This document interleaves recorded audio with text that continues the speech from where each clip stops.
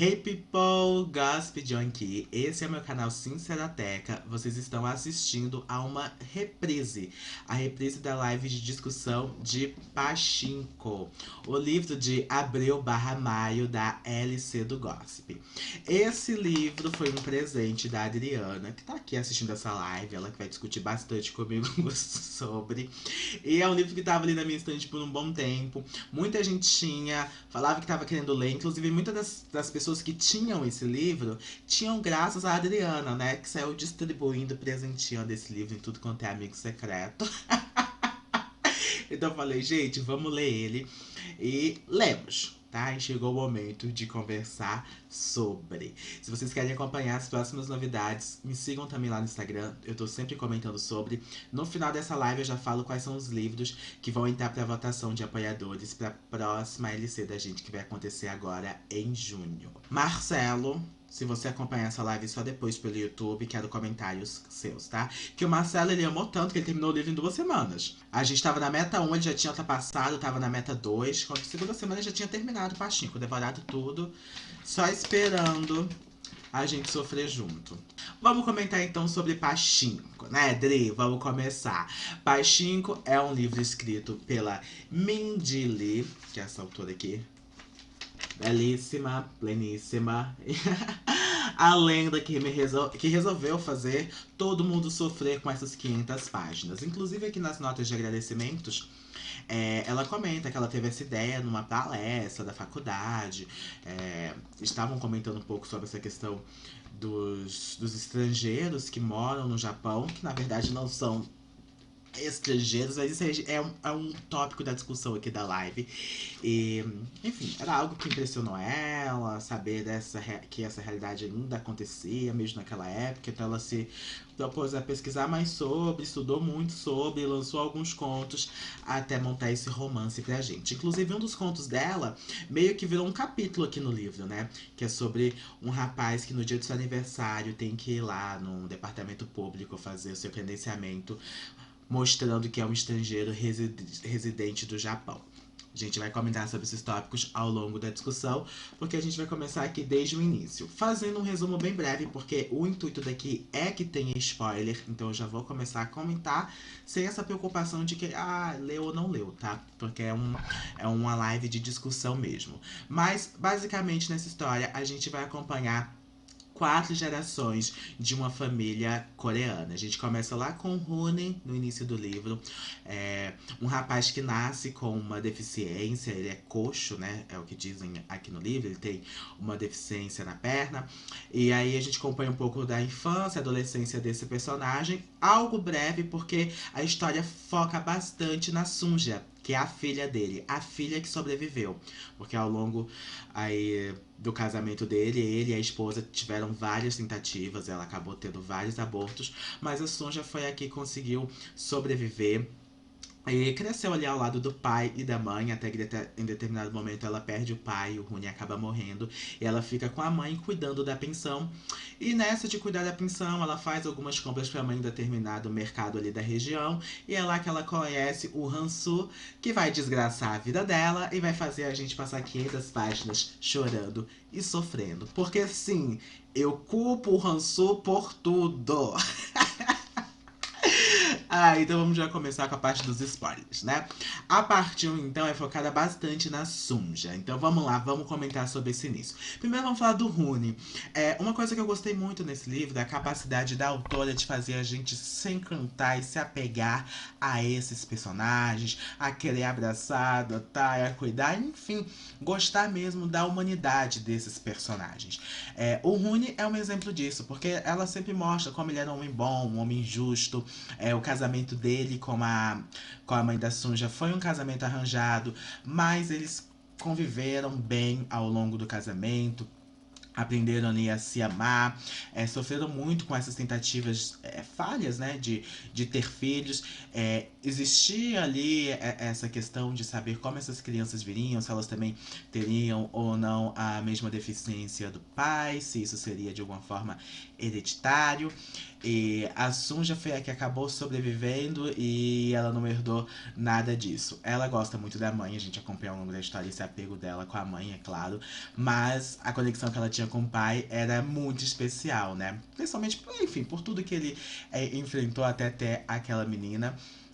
Eles eram muito apegados, faziam muitas coisas juntos, ele conversava muito com a filha, dava ali seus bons conselhos. Infelizmente veio a falecer cedo, porque ela perdeu o pai muito cedo, né? Eu fico imaginando como seria a configuração de tudo que aconteceu se o pai dela estivesse ali.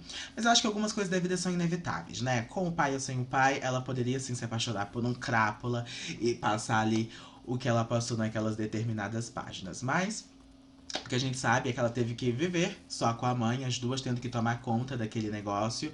Felizmente elas tinham bons clientes, né?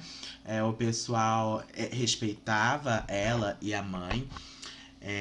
A vida ali na pensão não era fácil, então que a gente já começa nesse início do livro, eu gosto que trata bastante da realidade que os coreanos viviam naquele momento. No livro todo a gente tem um retrato, acho que na parte 3 a gente tem mais as consequências de tudo que eles passaram, né? De todas as escolhas e guerras que rolaram ali. Mas na parte 1 e especialmente na parte 2 eles estão vivendo o caos da guerra.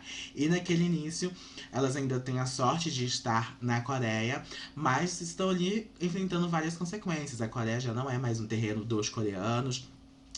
Existiu ali uma invasão pela parte do Japão, também tem algumas coisas relacionadas à China, mas o livro foca bastante na relação Coreia e Japão.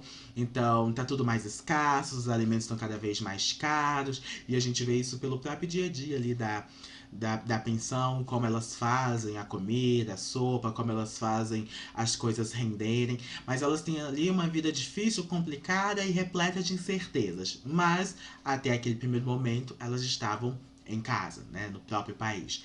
O que difere ali, o que começa a acontecer a partir da parte 2, em que a Suja já está no Japão. Mas sobre esse primeiro momento, então eu já estava ali encantado pela Sunja, pela vida da pensão, gostando muito da relação dela e da mãe dela, até que a Sun já conhece o Hansu.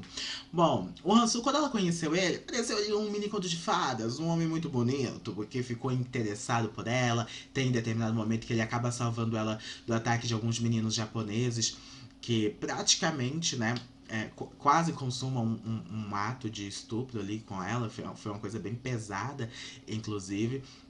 E ele acaba salvando, dando uma lição de moral nos meninos. Mas desde a inserção dele ali na história, eu já comecei a ficar preocupado. Talvez porque, né? Um livro com 500 páginas, eu sabia que não vai ser esse paraíso. Não é agora que vai aparecer um homem super rico e tomar de conta dela e da mãe dela. Alguma coisa tem aí. Então começou esse flerte todo e ele finalmente conseguiu o que queria, que era, né, transar com ela, ter relações com ela.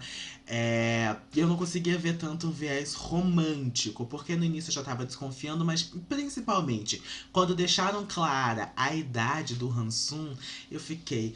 O que esse Tonhão, com seus 32 anos, quer com uma menina de 16? Porque a Sunja, nessa época do livro, era menor de idade até, né? Era super novinha. Claro que existem todos os aspectos culturais. A gente sabe que antigamente essa relação de pessoas mais novas com pessoas muito mais velhas era até comum. Mas não deixou de me preocupar. E aí, foi só ladeira abaixo, né? Porque ela encontrou com ele, cedeu, né? Cedeu aos encantos ali dele, eles juntos, eles foram colher cogumelos, aquela cena do eles indo colher cogumelos. Ai, meu Deus. Eu já falei, vem alguma coisa por aí. E veio, né? Veio o primeiro filho deles. Ponto. A partir do momento que ela engravida, né, tudo muda, ela acaba descobrindo a verdade. O cara que tinha prometido mundos e fundos pra ela, na verdade, era um cara casado. Ele já tinha esposa e filhos no Japão. E ele acreditou que a Sunja fosse simplesmente aceitar ser a amante. Ele até oferece, ele diz que vai assumir essa criança, fala que vai dar uma casa pra ela e que ele vai sustentar, que ela não vai precisar mais trabalhar. Só que a Sunja tem o seu orgulho. ela, na verdade, fica muito impactada por descobrir só depois de ter se entregado pra ele que ele é um cara casado. E ela não aceita essas ofertas, muito pelo contrário, ela rompe ali com ele, diz que não quer mais saber dele, mas fica com toda aquela preocupação. Ela vive só com a mãe, numa situação de vida bem precária, com uma criança sem pai. Tudo isso passa a preocupar bastante a nossa personagem. E eu já quero falar aqui um pouco sobre essa questão da escolha da Sunja de não aceitar a oferta do Hanso. Eu Foi uma coisa que mexeu muito comigo ao longo desse livro, que a Sunja ela carrega muita culpa. Ela vai vendo tudo que vai acontecendo geração após geração, porque a lenda é uma das que se resistem, né, e que continua viva até o final do livro. E muitas coisas vão acontecendo, muita gente vai jogando algumas coisas na cara dela, o que eu acho uma completa injustiça, porque, cara, foi um erro. Eu não consigo nem considerar um erro, né? Ela acreditou de fato naquele homem, nas promessas daquele homem. Enfim, ela tinha sentimentos e acabou se entregando pra ele. Foi uma coisa que aconteceu pra mim, uma coisa tão. É tão compreensível. Mas as pessoas jogam essa culpa na Sunja por essa maldição que aconteceu na vida dela, por ela ter se envolvido com esse cara. Tanto a mãe, lá pro final do livro, quanto o próprio Noah, tópico sensível que eu vou comentar só quando a gente falar sobre a parte 3. Então eu ficava muito triste por ela, porque a própria também se culpava um pouco, mas pô, ela só tinha 16 anos, como a Adri acabou de falar, e ela só amou uma pessoa, sabe? Não é como se ela tivesse cometido um grande crime, uma coisa que realmente, olha, isso aqui vai manchar a vida da minha família pro resto da vida. E muito pelo contrário, mesmo depois desse deslize, digamos que o deslize foi ter se relacionado então com o cara antes de casar, já que para os aspectos culturais isso realmente antigamente era muito importante. Ela ainda assim escolheu não ser a amante, né, a concubina, a garota que ia ser só mantida por esse cara rico enquanto ele tinha uma vida dupla. Ela ainda teve esse ímpeto de não ceder e não querer que ele entrasse na vida dela dessa forma. E eu vejo que as pessoas não levavam isso em consideração, sabe? Essa escolha da Sunja que diz muito sobre ela, sobre o caráter dela. Não que ela estivesse errada também se tivesse aceitado, porque com um filho na barriga era uma escolha bem complicada. Qualquer escolha que ela tivesse, eu apoiaria a lenda. Mas ela foi de acordo com os próprios princípios e ainda assim ela não foi muito compreendida. Então é um personagem que a gente começa acompanhando sofrendo aí com seus 16 e vai acompanhar com seus mais de 70 anos, e durante toda a vida eu vejo a Sunja como uma pessoa muito injustiçada em vários momentos. Enfim, mas nessa parte 1 a gente então tem esse encontro horroroso com o Hansu, que parecia ser o cara perfeito. Quer dizer, pra mim nunca apareceu, eu sempre desconfiei dessa praga, mas pelo menos aos olhos da Sunja. E na verdade ele faz com que a vida dela se transforme para sempre, porque a partir do momento que ela tá grávida, ela tem ali um problema pra resolver. Não que a criança dela seja um problema, mas enfim, deu pra entender. A mãe até que a acolhe, ela precisa contar pra mãe em algum momento, ela conta pra mãe o que aconteceu, e elas decidem que elas vão criar aquela criança, que elas vão dar um jeito. A mãe fica muito perturbada com aquilo, porque ela entende. Gente, a Sunja já viveu uma situação muito difícil. Aquela época já era uma época de casamentos arranjados. A Sunja tinha nascido sem nenhuma deficiência, nem nada do tipo, mas era uma garota pobre e era filha do Rune, que tinha aquela deficiência na perna. Esta filha especificamente não nasceu, mas eles não sabiam como seriam as próximas gerações. Então tinha essa questão de ela não, as pessoas não quererem ela no primeiro momento pela essa questão de sangue e de linhagem, do que poderia vir ali nas futuras gerações. E ela também já não era de uma família tão rica. Grávida, então, aí que não, ela não tinha muito, sabe? É como se ela realmente, a vida dela tivesse acabado ali a partir do momento que ela embuchou da praga do Hansu. Mas a mãe e ela decidem que vão resolver a situação, estão ali se apoiando como sempre fizeram, até que a gente tem a aparição de um personagem que eu sou muito apegado, e é outro que sofreu mais que a Ju. Porque desde o primeiro momento que ele aparece no livro já é pra sofrer, que é o Isaac, que vai passar um tempo ali na pensão, que o irmão recomendou pra ele em determinado momento. E esse tempo dele era pra ser algo curto e acaba se estendendo porque ele fica doente. O Isaac vem lá da Coreia do Norte, da parte norte da Coreia. Ele tá indo até o Japão, ele é cristão. Ele tá indo para trabalhar em um templo religioso em uma província do Japão, em que o irmão mora perto. E e é isso, esse é o grande plano dele, mas ele precisa passar um tempo ali nessa pensão da Coreia, já que tinha recebido recomendação do próprio irmão. Chegando lá, descobre que o Rony, que é do dono da pensão, já não tá mais vivo. Ele se depara com a esposa e com a Sunja. E ele se depara com essa questão que acaba acontecendo na vida delas, né? Ele fica doente, óbvio. Ele é uma pessoa muito frágil por conta de doenças que ele já carrega desde a época que ele era criança.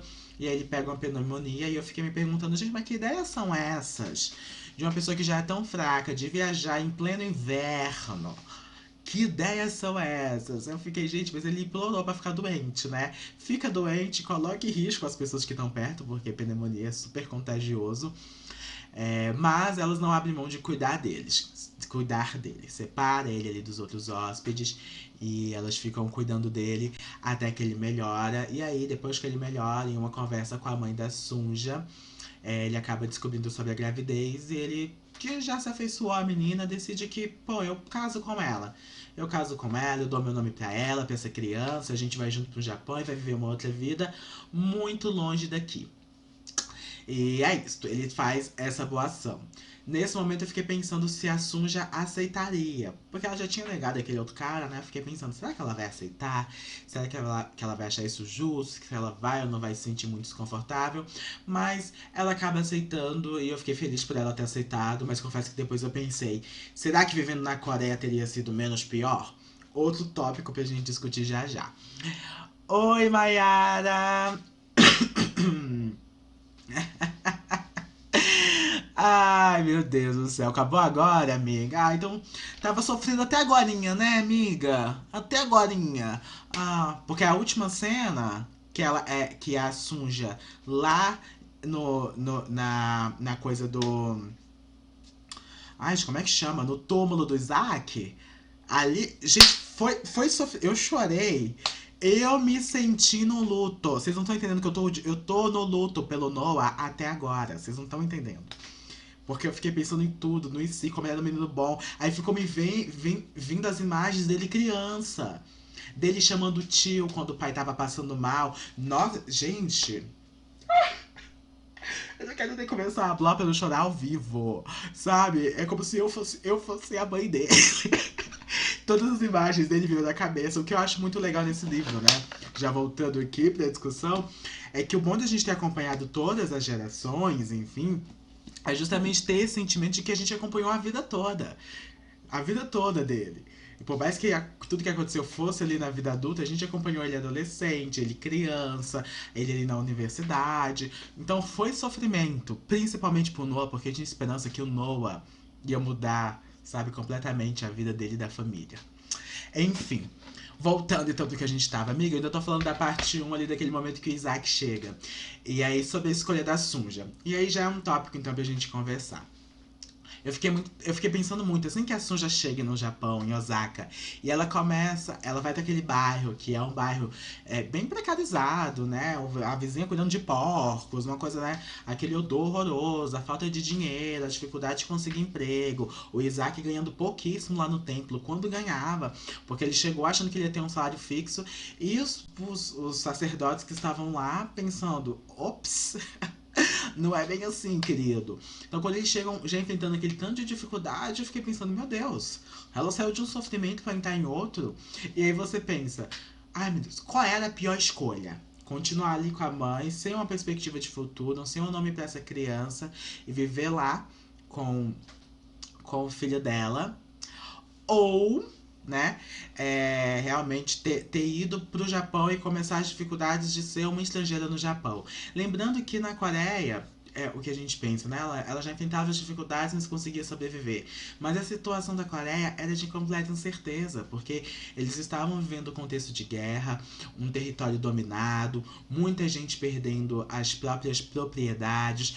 Quando o pai dela era dono da pensão, lá no início, na verdade, os pais do próprio Rony, né, que começaram com esse negócio, e ali a guerra tava começando, ainda era sustentável, eles conseguiam hospedar ali o pessoal e dava certo, apesar de tudo. Mas quando a Sunja já tava ali na sua adolescência, já era complicado, já eles não sabiam até quando iam conseguir manter aquilo ali, o que ia acontecer com o país, se eles morreriam, eles já estavam sem conseguir comprar as coisas, os preços estavam muito inflacionados por conta da guerra. Então a Coreia era um sofrimento, mas o Japão foi um sonho. Um sonho assim que deu tudo errado depois, né? Aquele início do sonho, barra deu tudo errado. Porque eu, no início, sem entender tudo que estava acontecendo, achei que ele chegando no Japão, ele ia viver como uma pessoa, assim, tipo, de classe média alta. Aí eu tava, bom, ela foi viver em outro país, vai ter uma vida bem mais confortável, quem sabe consegue levar a mãe depois. Corta pra ela numa realidade completamente diferente. Por mais que na casa do Yoseb eles tivessem ali algumas coisas, alguns vou colocar muito entre aspas, luxos maiores que as pessoas do bairro, eles viveram sob muita dificuldade, contando dinheiro, com muita humilhação. Foi um processo bem difícil. Então, quando ela chega e ela começa a sofrer ali, eu fiquei me perguntando, meu Deus, qual era o destino da Sunja era realmente sofrer? E a mãe dela tinha aquele dizer, né, que a mulher nasceu pra sofrer. Era só o que acontecia com a Sunja, né? Sofrimento do início ao fim. Deixa eu ver. A Mai falou: Nossa, eu passei mal com o Hanson falando que a mãe da Suja era mais forte que ela. Ai, não tenho forças pra falar sobre Hansu. Canalha, canalha, canalha demais, demais. O que eu falei no início, amiga, antes de você chegar, é que eu culpo ele por tudo. Eu culpo ele por tudo. A vida da Suja poderia ter sido completamente diferente. Claro, ela teve ali o Noah, que pra ela foi um verdadeiro presente, né, na vida. Mas, a que custo, né? Muito sofrimento. Ela fala sobre a mulher nascer pra sofrer é tão triste e real. Exatamente, Paula. Inclusive, um beijo, amiga. Ela falando isso é muito triste. E no livro, eles voltam a refletir sobre essa frase, né? Ali mais pro final da história. E a gente percebendo como a vida dessas mulheres foi, de fato, de muito sofrimento e de muito pesar, né? Elas tiveram que aguentar muita coisa, principalmente se a gente parar pra pensar que as mulheres dessa família específica, elas tiveram que dar conta do recado, porque muitas coisas aconteceram com os homens da família. O Isaac, ele era fraco, tinha suas doenças, aí arranjou seu emprego lá no templo, mas foi preso por uma questão política, saiu da cadeia já porque já estava quase morrendo e a polícia não queria, né, tá ali com aquele corpo, então devolveu pra família, ele numa situação lastimável, devolveu pra morrer. O próprio Yosef, enquanto o pessoal tava nas fazendas e ele tava em Hiroshima, ele sofreu com aquela questão das bombas, né? Porque quando ele saiu, ele pegou fogo em tudo, enfim, então a vida dele foi de sofrimento até o fim. E quem teve que dar conta de tudo foram justamente as mulheres, né? A Sunja e a cunhada dela, que eu não consigo pronunciar o nome, e eu vou chamar aqui de K. E a K, elas tiveram que dar conta do recado em muitos momentos. E, gente, não foi fácil a vida dessas mulheres, nem um pouco. Deixa eu ver o que a Mayara falou aqui. Eu pensei numa velhice pro. Eu pensei numa velhice pro. Eu pensei numa velhice pro Hansu em Suja. O que eu falei no início do livro é que eu não me conformo de tanta gente ter morrido desse livro e o Hansu ainda tá lá. Ah, tá no hospital e tudo mais, mas ainda tá lá, né? Então, assim, por quê? Por que ele é tão especial? Uh. Pior que em alguns momentos eu até imaginei Suja e Hansu juntos de novo, que me fazia refletir de como a gente romantiza algumas formas de abuso. Eu acho que num primeiro momento, quando ela tava ali sofrendo muito, ela chegou no Japão, eu não queria que ela procurasse o Hansu. Mas aí foi se ele foi crescendo, né? Essas dificuldades, principalmente depois da morte do Isaac. Eu pensei, bom, ela poderia de fato tá com ele de novo, então, enfim, educar, já contar ali pro Noah e criar o filho dele sabendo que o pai biológico tá vivo. Mas o próprio Hansum, a gente aqui já meio que já entra na parte 2, né? E vai comentar que a parte 2 eu acho que é a mais densa desse livro. Eu não sei o que pensar sobre o Hansun cercar tanto essa família. Ao mesmo tempo que foi crucial ele saber onde a Sunja estava, o que ela fazia, porque ele ofereceu, ele criou aquele emprego fictício ali para que elas pudessem se sustentar. Era muito louco saber como ele sabia cada passo dela, do Noah, tudo que eles estavam fazendo. O próprio Noah, depois que que ele se escondeu, ele descobriu pra mãe onde o menino tava. Tópico muito sensível que a gente vai comentar mesmo lá na frente. Então, parecia um anjo, mas que anjos são esses? Lúcifer, porque eu ficava passado com a forma como ele cercava a Sunja. Ele cercou a Sunja a vida inteira. E querendo ou não, teve suas consequências o fato dele ter voltado pra vida. Pode parecer que no primeiro momento ele salvou eles ali de uma enrascada, dando um emprego, ela conseguiu sobreviver e tudo mais.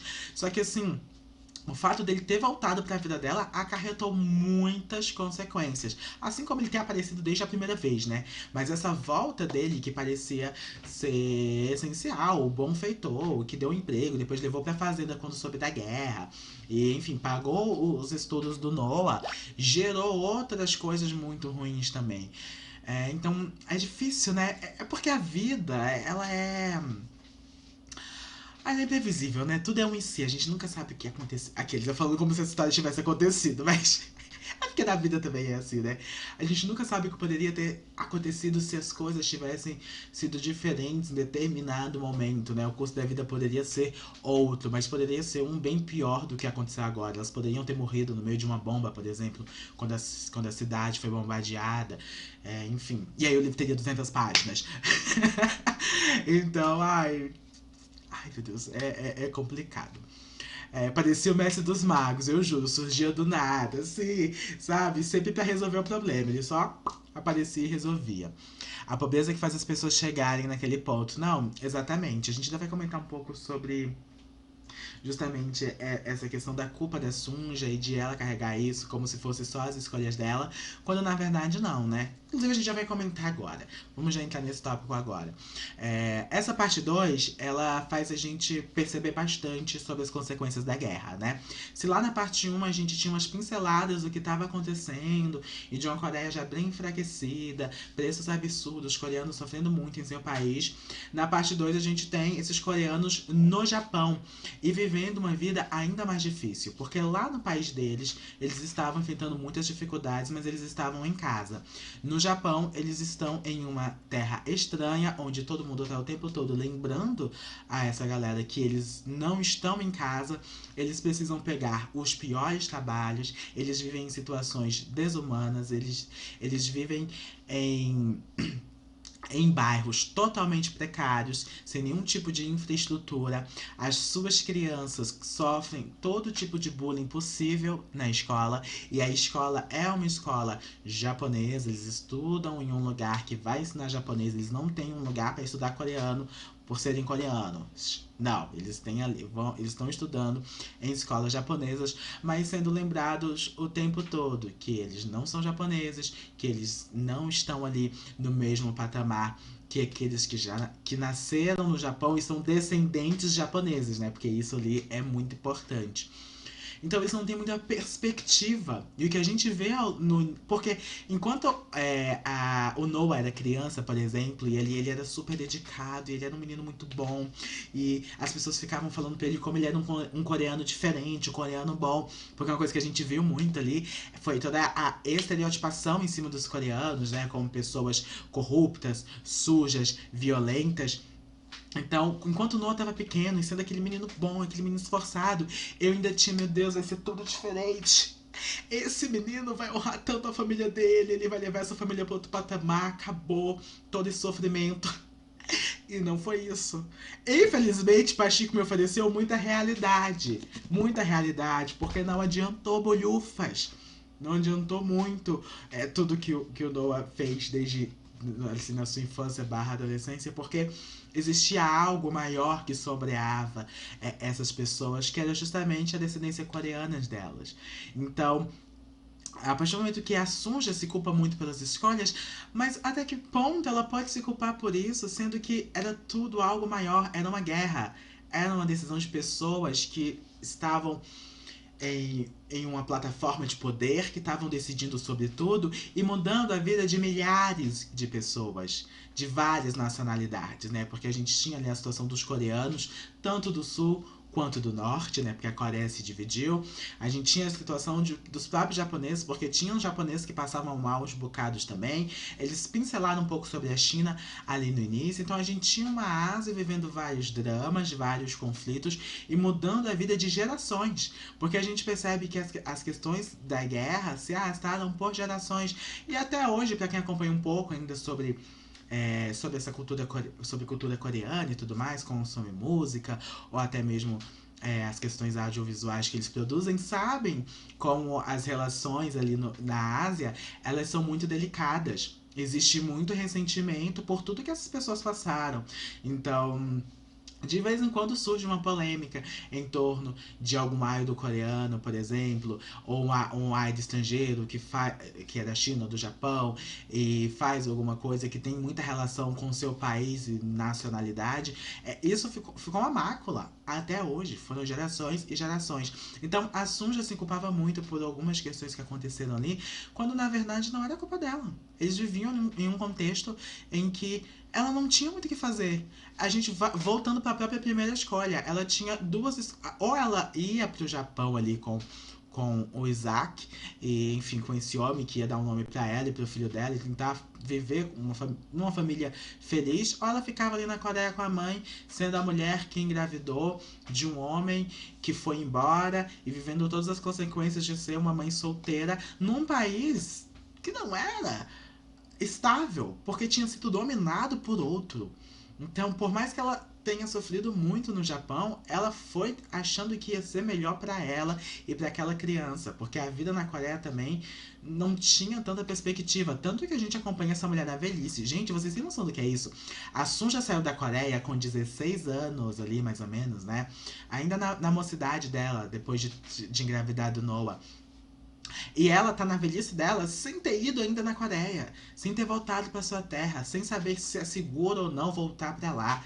Ainda depois, 4 gerações depois, eles ainda não tinham certeza se conseguiriam voltar para a terra deles. E todas as gerações seguintes que vieram e que ficaram com aquele título de coreanos, porque vinham de uma descendência coreana, ficavam meio sem lar, porque lá na Coreia eles não seriam vistos como coreanos. E na Coreia também ainda tinha muita certeza sobre voltar pra lá ou não por conta de todas as consequências da guerra. No Japão, eles eram completamente discriminados. Então, tudo isso era muito além, não dizia respeito a Sunja, mas foi uma personagem que levou muita culpa ao longo do livro. Dela própria, ela se culpava por aquilo, por ter cedido ao Hansung, de ter se entregado para um homem que ela não tinha certeza de nada. E das pessoas também depois, né? A mãe dela quase morrendo foi muito cruel com a Sunja. Eu tava tipo, nossa, com pena que a mãe tava morrendo, mas ao mesmo tempo pensando, por que você tinha que descarregar tudo isso em cima da sua filha nesse momento? E o próprio Noah também, né, que depois que descobriu quem era o pai dele, ele não foi nem um pouco sensível com a mãe, falou muita coisa pesada, e enfim, ficou esse pesar na vida dela, ela com a sensação de que ela desgraçou a família dela e todas as gerações futuras. Deixa eu ver os comentários. A Mayara falou: Nossa, quando Isaac fala que o Noah é muito corajoso para conviver com pessoas que diariamente negam a humanidade dele, véi, senti forte. Essas partes dessas conversas, elas são muito pesadas, né, amiga? Eu quero falar até um pouco sobre essa questão da humanidade do Noah. Daqui a pouco a gente já se inserir um pouco mais pra parte 3. Isso de considerar ele um coreano bom me lembrou que no Brasil com a frase negro com a alma de branco, sim, né? E o próprio. Isso ele fala muito na parte 3, né? Quando a gente acompanha ele com a vida adulta. Mas o próprio reflete sobre isso quando ele arranja aquela namorada insuportável. É a Kiko, né? O nome dela. Gente, eu odiei essa namorada, que pra mim ela é outra. Como os relacionamentos dos meus personagens desgraçada a vida deles. Porque ela era toda metida a revolucionária, né? Isso me lembra muita gente hoje em dia também, porque as pessoas elas estão tão mais interessadas no ego delas e se sentirem bem de, pô, eu sou diferente, eu sou consciente, quando na verdade são um bando de FDP. Porque ela é daquela garota subversiva, revolucionária. Ela não deitava, brigava com a professora, defendia os pobres e oprimidos. Acabou se relacionando com o Noah quando ele tá ali na faculdade. E, enfim, nessa relação deles, ele meio encantado com essa menina, que ele tinha uma certa resistência para ela discordar tanto, mas ela ali mostrando para ele que era importante assim discordar, ver as coisas por um outro ângulo, mas ela tinha uma questão com Noah que era de se validar. Eu fiquei com um ódio tão grande dessa menina porque ela queria se validar.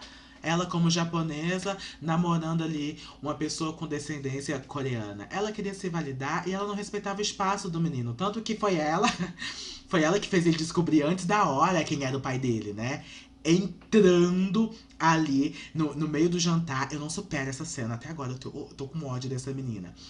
Entrando ali no meio do jantar. E depois, claro, ela juntou um mais um e falou: Ah, que você é o pai, isso. Jogou umas coisas na cara do menino. E aí ele se ligou que, pô, esse benfeitor na verdade é meu pai. Mas trazendo pro tópico sobre a humanização, é algo que ele fala. É que ele pensa, na verdade, eu acho que ele não chega a falar pra ela, mas ele pensa, a narradora diz pra gente que quando ela coloca também nele esse estigma do coreano bom e de saber que ele é, né, um coreano diferente e tudo mais, também é um tipo de estereotipação.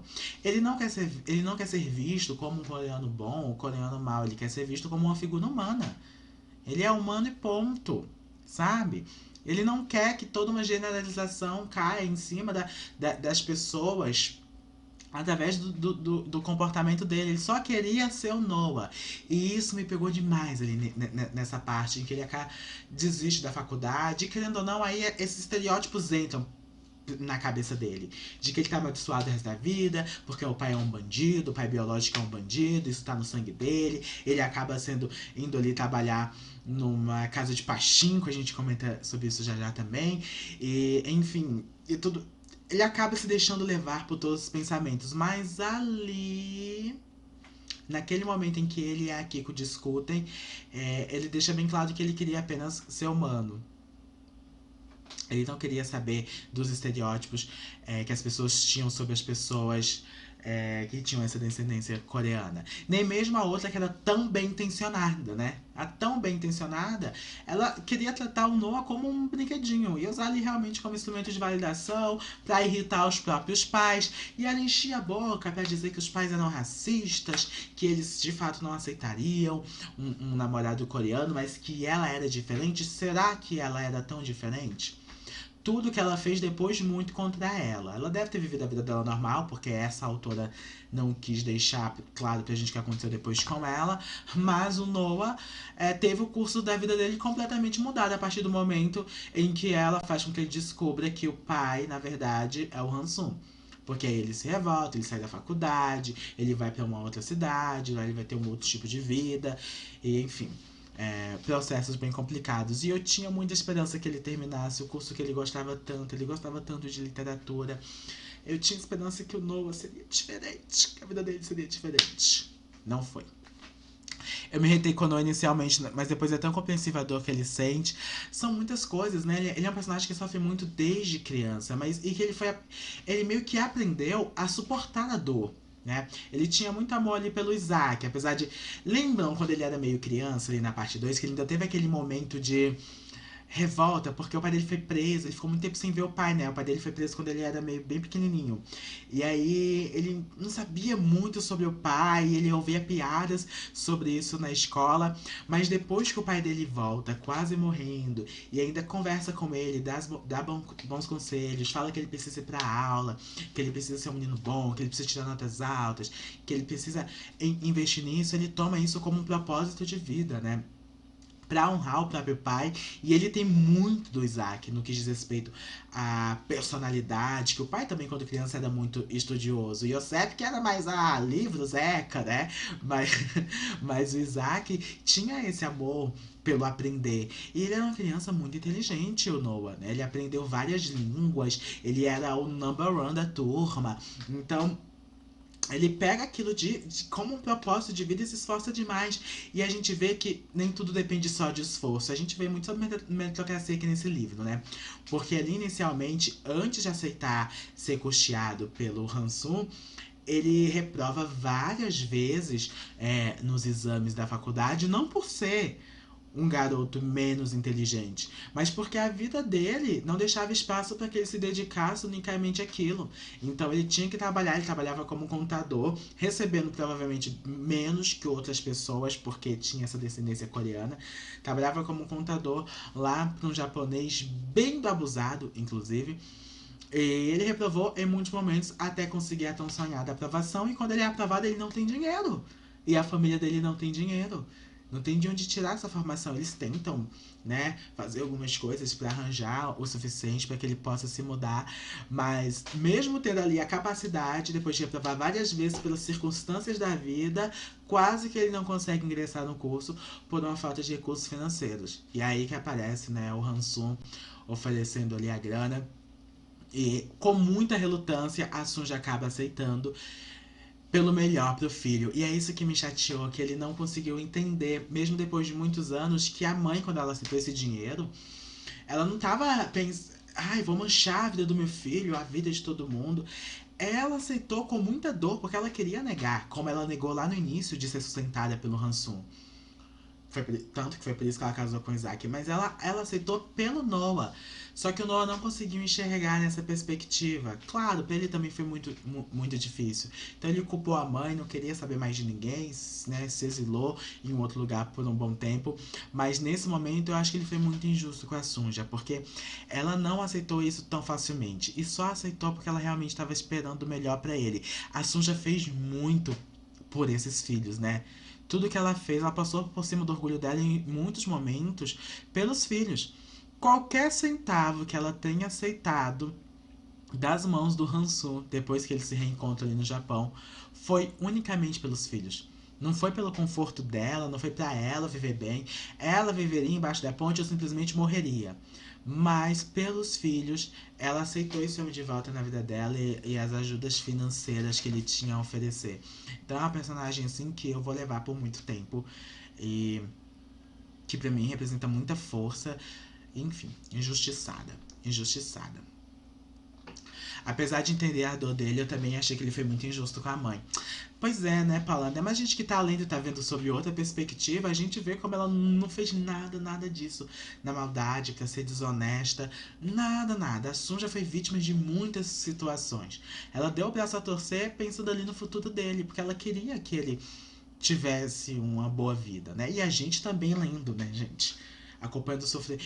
Olha, eu confesso que o Mozusa, como é que é o nome? Mozusa? Ai, meu Deus, deixa eu até achar aqui o nome dele em algum momento. Mas enfim, o irmão do Noah. Eu achava que ele não teria uma vida fácil. Não que ele tenha tido uma vida fácil, né? Mas eu não acreditava numa ascensão financeira dele, né? Então eu acreditava que tudo ia ficar nas mãos do Noah. Mas o querido, quando ele foi trabalhar ali com o Goro, ele acabou realmente se encontrando aí nos salões de pachinko e conseguindo construir um império, né? O que eu achei muito. O próprio Noah pensa nisso na parte 3, né? Que ele estudou tanto, diferente do irmão que abandonou tudo, e se esforçou tanto, e no final das contas, os dois trabalharam com a mesma coisa. Os dois estavam trabalhando nos salões de pachinko, ambos exercendo ali as funções com maestria, sendo muito bem vistos e respeitados pelo pessoal, né? Pelos empresários, né? Não pela população japonesa que tinha os olhos bem julgadores para Pachinko.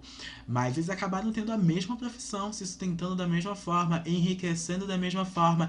E mais pro final do livro, quando aquela menina que me dá nos nervos também. Como é que é o nome da querida, gente?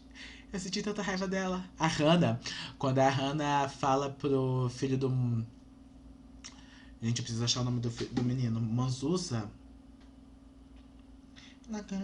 Se alguém souber, escreve o nome do querido aí. Porque todas as páginas que eu abro não tem o nome dele.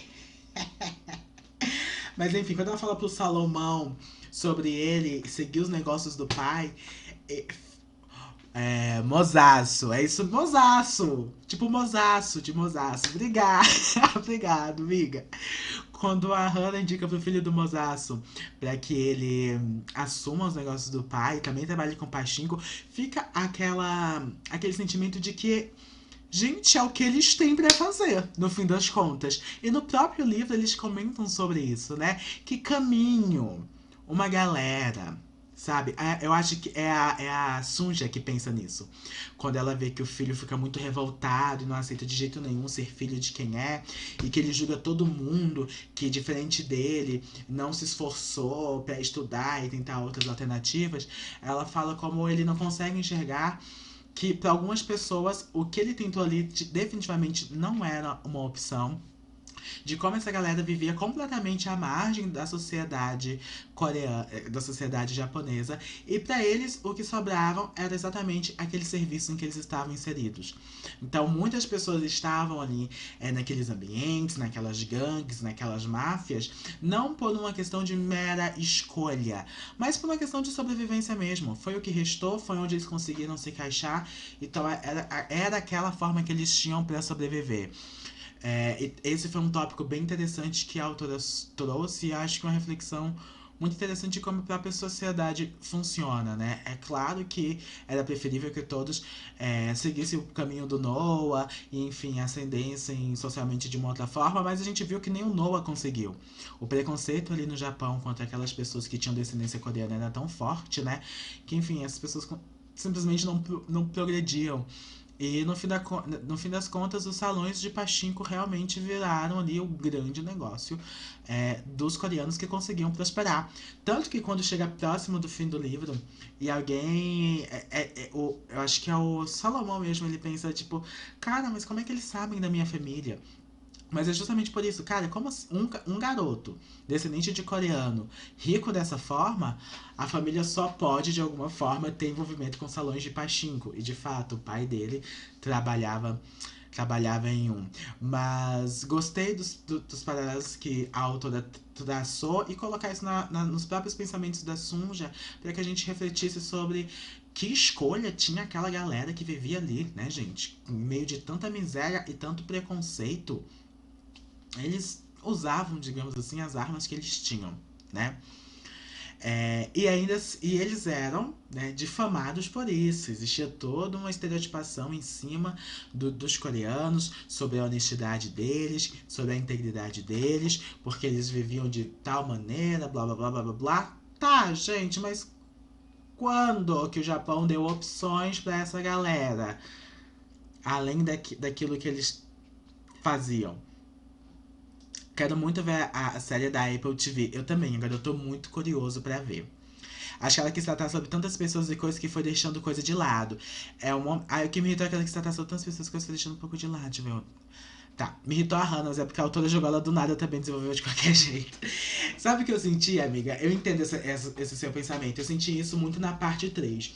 Mas é porque a intenção da autora, eu acho que era realmente passear ali essas gerações até chegar no ano de 1989. Então, a gente conseguiu um bom desenvolvimento, eu acho, na parte 1 e na parte 2, porque a gente acompanhou os mesmos personagens. Mas a partir do momento que chega na parte 3 e outras pessoas precisam entrar nessa história, algumas pessoas ficaram de lado. Então a Hannah apareceu e subiu. Apesar de que eu acho que ela foi uma personagem importante ali pra gente perceber todos os preconceitos e gerar algumas discussões interessantes nesse sentido. Mas a gente pode pensar na própria família do Noah, né? Que ficou por isso mesmo. Depois que ele né, tirou a própria vida, a família ficou bem esquecida, né? A gente, depois de ver que a Sun já foi uma escolha dela não ir atrás, justamente por tudo que aconteceu com o filho. Mas aparece ali uma pessoa. Sabe o que eu senti em alguns personagens que foram aparecendo? Desde 5 estrelas favoritei, não tiro essa minha nota. Acho que merece sim. Mas alguns personagens pareciam muito convenientes, sabe? Tipo, o Noah precisa encontrar alguém. Tá, tem essa moça que trabalha aqui no mesmo trabalho que ele, que a família é disfuncional, porque ela. Mentira! Agora que eu me dei conta. A esposa do Noah, que eu nem lembrei, que ela apareceu tão pouco que eu não lembrei o nome. O pai dela era um médico que tirou a própria vida depois de uma coisa muito ruim que aconteceu. Ele receitou um remédio pra gripe que acabou matando os pacientes. E aí ela viveu daquela maneira, conseguiu um emprego naquele salão de pachinko, acabou conhecendo Noah, se casaram, tiveram uma família linda, tiveram gêmeas. Gêmeas. Três meninas e um menino que eu queria adotar. Ele era muito fofo, aquele menino. Muito curiosinho, perguntava as coisas. Sério, eu tava apaixonado por aquela família. E aí ela perdeu o marido da mesma forma. Porque o Noah se matou também. Meu Deus, que difícil é a vida dessa menina. Nossa, é uma personagem que não foi desenvolvida, né? Na série, coitada, se prepare os lencinhos. De fato.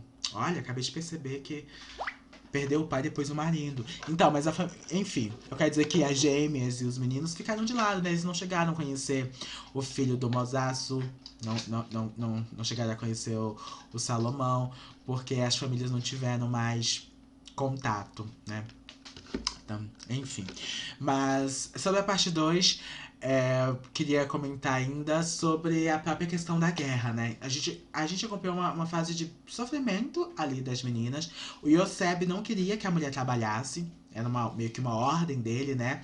A Kai, inclusive, é uma mulher que eu admirei muito nessa história. Acho que era uma irmã que a Sunja precisava ter. Me doía muito o fato dela não poder ter filhos, porque eu sei que ela queria muito. A gente via, né, que ela queria tanto ter uma criança e ela acabou adotando o Noah e o Mosaço como se fossem filhos dela. Tava ali lutando por aquelas crianças também. Mas o Yoseb não queria que elas trabalhassem. Tive muito ódio do Yoseb naqueles primeiros momentos. Porque ele não tava conseguindo manter a família. E aí era a opção que elas tinham, né? Elas arranjaram aquele modo ali de ganhar a vida, pô, deixa elas trabalharem. Mas eu entendia muito ele também, né? Porque naquela época era uma questão de orgulho o homem prover toda a casa, conseguir sustentar a família, ele não estava conseguindo.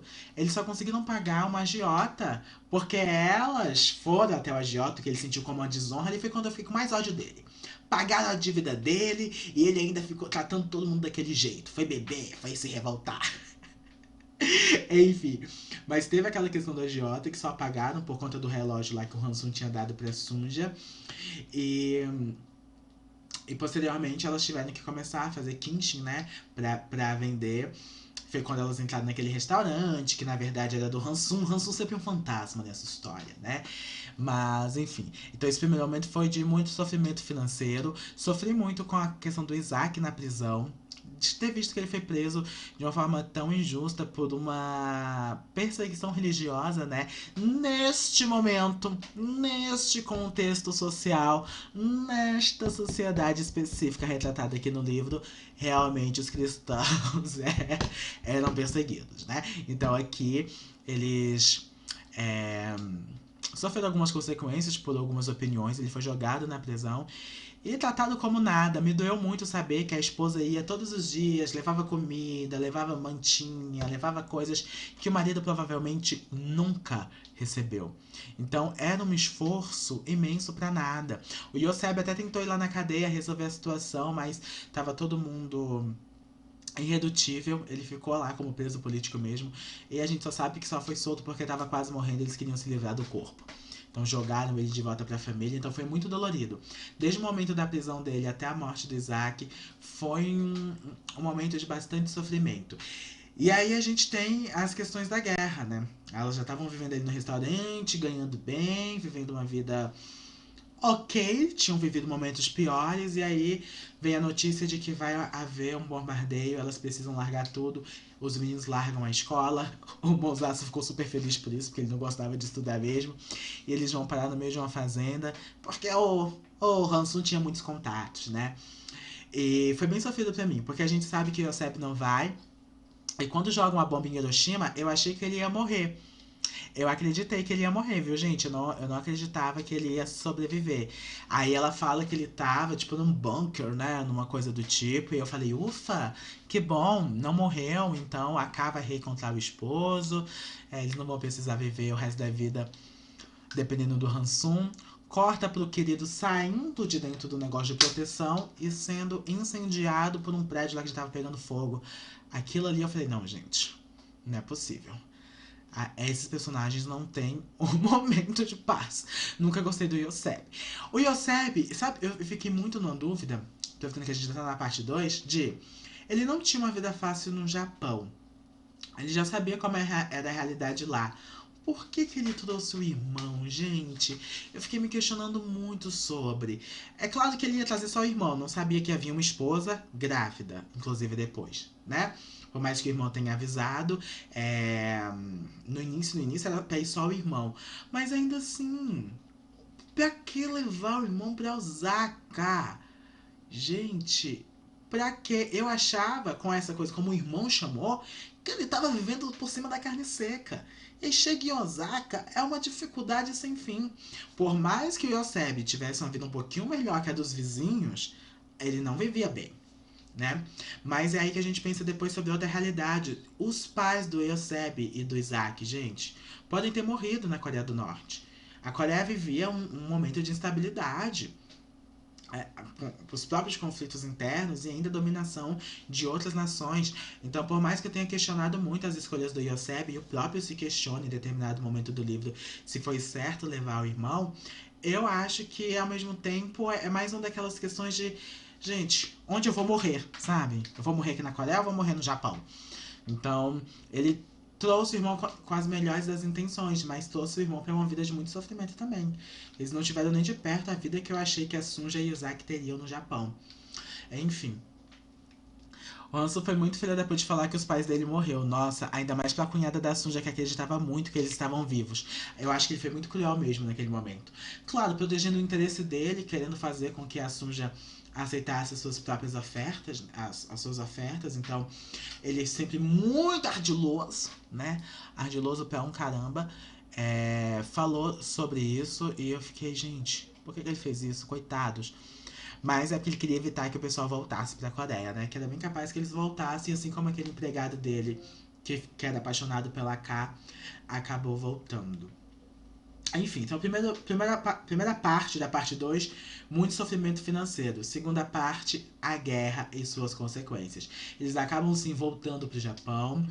E a gente vê aí uma vida mais difícil ainda, porque o Yosef não consegue mais, né? Viver como antes, tá com muita dor, precisa de muito tratamento. E eu acho que ainda viveu bastante, viu? A morte do Yosef demorou a chegar. Ele viveu muito tempo vendo muitas coisas acontecerem. O crescimento ali do próprio Noah, o Noah adulto tentando ir pra faculdade. E aí que é esse momento final da parte 2, né? Que todo mundo se desdobrando pra conseguir fazer com que ele vá, pra conseguir bancar os estudos. Até que novamente surge o Hansum. Eles aceitam a oferta. E a gente tem ali o Noah na faculdade, vivendo o sonho dele, aquele momento dele na faculdade, os mesmos momentos em que ele só estuda e que ele lê e relê os livros dele, pareceu que ia vir a felicidade. Foi um momento que me enganou, que eu falei, olha gente, que legal, o garoto vivendo bem, tranquilo, mas aí começou o relacionamento com a Akiko, a decepção de descobrir quem é o verdadeiro pai, e ele se mudando, que foi o que começou a parte 3. Os dois irmãos tiveram a morte muito lenta e dolorosa, coitados. Anos sofrendo com muita dor, exatamente. Exatamente. Porque já tinha as questões dele, já tinha uma respiração difícil, teve pneumonia, foi super maltratado na cadeia. Chegou todo estupiado em casa. E o outro todo queimado. Eu achei muito sofrido. E quando na parte 3 a gente descobre que o Hansum, que ocupou por muita coisa ruim que aconteceu, tá com câncer, e ele fala que tá morrendo. Ai, como ele é desonesto, gente. Presta atenção. Ele fala pra Sunja que tá morrendo. E ela leva ele pra jantar lá na casa do filho dela. E chega lá e ele fala que não tá morrendo coisa nenhuma. Que tem dinheiro pra bancar os melhores tratamentos. Então, eu fiquei muito chateado que esse crápula viveu quase 90 anos. E ele terminou o livro ainda vivo. Tá? E outros personagens que nem eram tão ruins assim, tiveram destinos tão dolorosos. Poxa, autora, você queria que realmente esse livro fosse como a vida? Injusto? Me peguei tendo muitas crises. Hoje nos Melhores Amigos tem foto minha chorando. Porque foi um dia mega difícil. Eu pensando na minha vida. Nas coisas que aconteceram. E aí eu fiquei, gente, que saco. Esse livro é um sofrimento. Eu não tive entretenimento. Eu chorei junto. Eu gosto muito da autora ser historiadora, porque ela brincou muito com isso. A história vai cobrar. Vai sim, RS. Exatamente, amiga. E eu gosto muito do nome Pachinko, né? A Su, gente, ela faz um projeto chamado Meijian, que fala inclusive desses de livros asiáticos, é um mês voltado para a literatura asiática. Ela fez um vídeo sobre Pachinko explicando o nome Pachinko, que é um jogo que envolve sorte. O pessoal não sabe no que vai dar aquele jogo ali. Inclusive, algumas máquinas são até adulteradas, a gente descobriu depois, né? Então o pessoal aposta tudo, pode ganhar muito ou pode perder tudo. Vai depender das escolhas que eles vão fazendo ao longo do jogo. E assim é a vida, né? Ela costurou que a vida também desses personagens é desse jeito.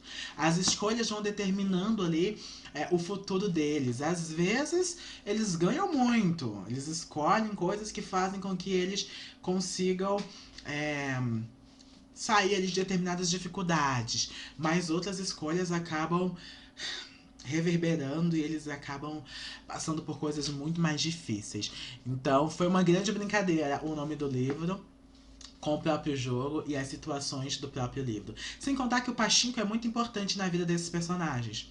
A gente começa ali com o Mozaço, a partir do momento que ele começa a trabalhar, ainda jovem, naquele salão de Pachinko. E enfim, ele vai fazer a fortuna dele dessa forma. O Noah acaba entrando numa casa de Pachinko. E lá no final, o Salomão resolve assumir os negócios do pai, depois do golpe ali que ele leva na empresa, né, da rasteira. Tem até aquela reflexão sobre esperança, assim, no final, porque eles apostam tudo, né? Ali é o que eles têm. Ali é o que eles têm pra fazer. Eles apostam todas as esperanças naquilo. E, enfim, gostei muito também desse trecho, amiga. Ai, ai.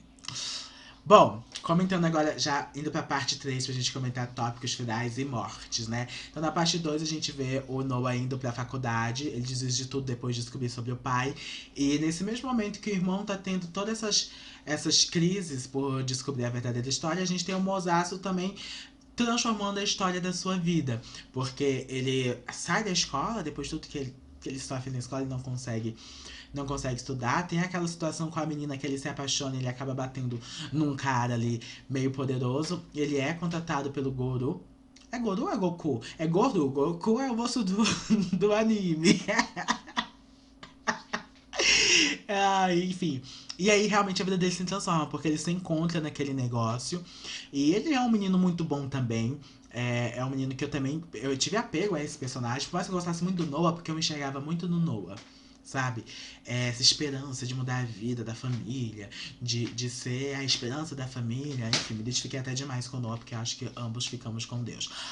Mas o input dele de transformar tudo através dos estudos, eu tinha muito, então eu me via muito nesse personagem. Quando ele cresce, ele se depara com dificuldades da vida, de não ter dinheiro para pagar o próprio estudo, de talvez não conseguir agarrar algumas oportunidades por não ter condições, me fazia me conectar com ele. Mas o Mozaço, por mais que ele tivesse ali um temperamento um pouco mais forte e agisse de forma impulsiva, ele era um menino muito bom também, ele ajudou muito a mãe dele.